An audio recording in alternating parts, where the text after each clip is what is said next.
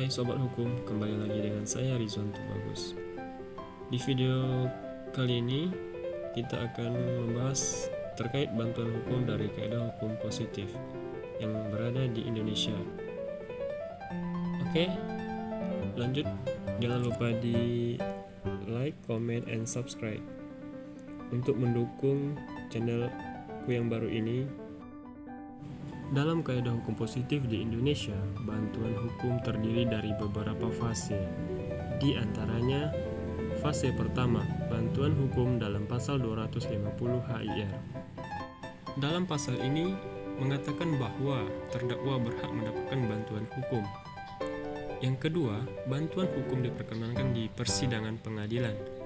Selanjutnya, pejabat pengada yang berkewajiban untuk membela hukum atau pengacara hukum terdakwa apabila ancaman hukuman terdakwa hukuman mati. Selanjutnya fase kedua, Undang-Undang Nomor 14 Tahun 1970 tentang Kekuasaan Kehakiman, pasal 35 sampai dengan 38 atas perubahan Undang-Undang Nomor 48 Tahun 2009. Di fase kedua ini, terdakwa berhak mendapatkan bantuan hukum mulai dari penyelidikan dan penyidikan sampai di tingkat pengadilan.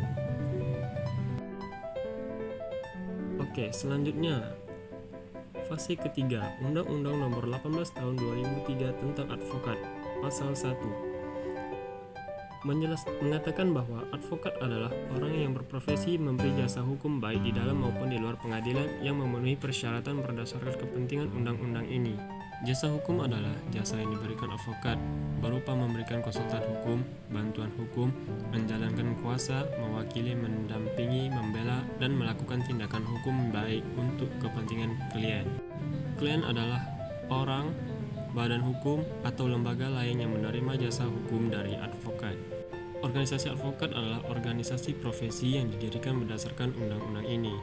Selanjutnya, Undang-Undang Nomor 16 Tahun 2011 tentang Bantuan Hukum, pasal 1. Bantuan hukum adalah jasa hukum yang diberikan oleh pemberi bantuan hukum secara cuma-cuma kepada penerima bantuan hukum. Penerima bantuan hukum adalah orang atau kelompok orang miskin. Pemberi bantuan hukum adalah lembaga bantuan hukum atau organisasi kemasyarakatan yang memiliki layanan bantuan hukum berdasarkan undang-undang ini. Terima kasih atas perhatiannya teman-teman. Segitu saja video saya kali ini. Salam dari saya. Jangan lupa di like, comment, and subscribe ya teman-teman. Terima kasih. Sampai jumpa di video selanjutnya.